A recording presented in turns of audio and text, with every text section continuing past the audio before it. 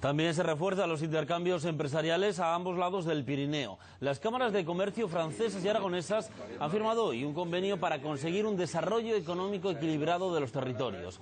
Uno de sus principales objetivos será convencer a los gobiernos francés y español de que es fundamental mejorar las comunicaciones y las infraestructuras.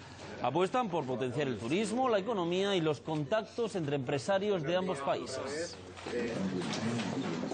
Debemos seguir trabajando en pelear por la travesía central de los Pirineos, que debemos pelear en seguir trabajando por unas buenas comunicaciones a través de carreteras. Qui ont parlé de la traversée centrale des Pyrénées. Como los amigos que han hablado de la travesía central de los Pirineos.